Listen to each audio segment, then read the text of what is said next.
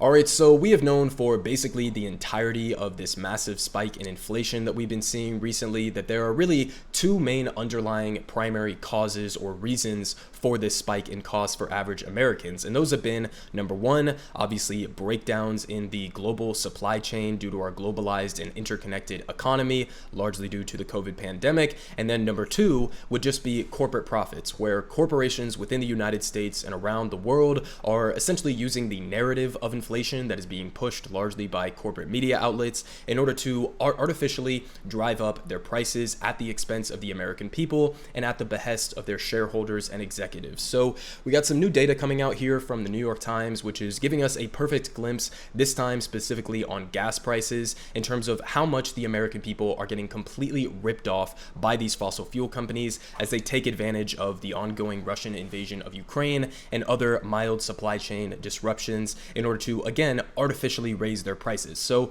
they say here from the New York Times, ExxonMobil and Chevron report big jump in profits because of higher oil and gas prices. And they say despite pleas from the Biden administration for more supply, both companies said that their global production fell in the first 3 months of the year. So immediately you see the problem with having a profit incentive driving our entire energy system, essentially, because here you have multinational US-based oil corporations who are essentially deciding that it's not in their best interest right now in order to ramp up production, because if they ramp up production and release more oil into the globalized market and into the marketplace, then that is going to drive down costs and therefore reduce the amount of profits that they are going to be returning to their shareholders. So again, right off the bat, we see a perfect example of why our entire energy system, why our oil and natural gas sector shouldn't be in the hands of private individuals or corporations who only care about profits and who will do basically anything in order to maximize their profits, even if it means fucking over the American people. So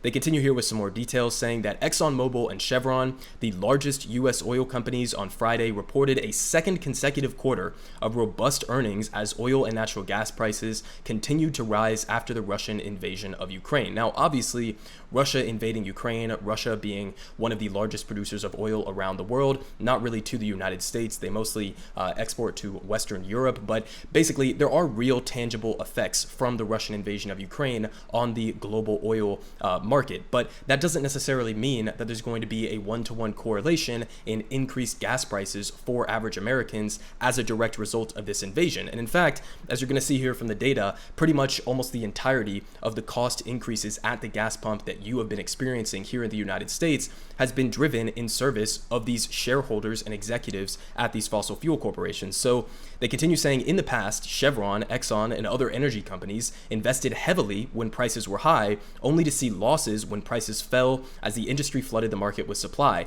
Now they are enjoying higher profits without significantly increasing their output. So again, you see kind of the inherent problems with having our entire energy system reliant on for-profit enterprises, which are going to be engaging in wildly, varying strategies depending on what the global market is saying and what their shareholders want them to do. This isn't how average Americans should be forced to deal with our energy system, or in this case specifically gas prices. It shouldn't be up to the profit motive in order to determine these things. It should be up to the US government, and hopefully in a more democratic system that we have here in the future, it should be up therefore to the American people to decide exactly how we want to run our energy system here in the United States, as well as how we want to use the resources that we have at our disposal here in the United States. And just as an important reminder, the United States is the single largest oil exporter and producer in the entire world. So, these oil and gas prices that are rising that we've seen recently, it's not necessarily due to our inability to get access to oil or gas. It's really more our inability to confront the corruption that exists within our energy system. But they continue saying, quote, "There is a lot of uncertainty," said Michael Worth, Chevron's chief executive. "One of the lessons of history is that just as the bad times don't last forever, neither do the good times when prices are strong." And they say Exxon reported doubling quarterly earnings from a year earlier, even after a write-down of $3.4 billion from abandoning its operations in Russia. So still, even with a $3.4 billion loss from the sanctions and from the, bailing from the Russian economy by a lot of these companies, they're still reporting damn near record profits. So they continue saying, largely because of soaring oil prices, which rose in the quarter to well over $100 per barrel from roughly $76, the company made $5.5 billion in the first 3 months of the year, an increase of more than $6 billion from the same quarter in 2021. And the company made an $8.9 billion profit in the last 3 months of 2021. And they say Exxon, which is based in Texas, announced that it would buy back more of its own shares, now aiming to spend $30 billion through 2023, up from $10 billion. So you see what they're doing. You see the scam that they are running on the American people right now. They're using the narrative of inflation. They are using the Russian invasion of Ukraine as an opportunity to artificially and unnecessarily raise prices for average Americans at the gas pump in order to, number one, give dividends and payouts to their shareholders and executives, and number two, engage in stock buybacks, which should be completely illegal because they're basically just a way to artificially pump up your own stock price. So at the same time as the Biden administration is basically groveling on his feet and begging them to increase production, they're basically holding up two middle fingers and laughing at him and saying, number one, why would we increase production when we're making record profits off of the high oil prices in the global market? And number two, we're not only going to deny you the influx in production in order to lower those prices, but on top of that, we're going to use our billions not to invest in domestic oil production, but we're going to use those profits to just buy back our own stocks purely for the sake of shareholders. So if you're wondering why you are having to pay higher gas prices right now at the pump, it's for things like this. It is so Exxon and Chevron can buy tens of billions of dollars worth of their own stock in order to just pump it up for their shareholders. And again, it's not just Exxon, it's all of these major corporations, but a little bit more details here on Chevron. They say that they reported $6.3 billion in profit, up from $1.37 billion in the same quarter of 2021, and its revenues jumped to $54 billion from $32 billion last year. So massive increase in their profits, massive increases in their revenue, and yet you are having to pay higher prices at the gas pump, not because of the Russian invasion of Ukraine, but purely to serve the interest of these executives and shareholders at these fossil fuel companies. And again, this is what the Biden administration's response has been to this. They're trying to incentivize even more production, which number one, is not going to address the pricing problems in the immediate future. This would, potentially have an effect if it was implemented correctly, months and months, if not years down the line. But this isn't the solution. The solution would be to nationalize our energy system so that we aren't being, led around by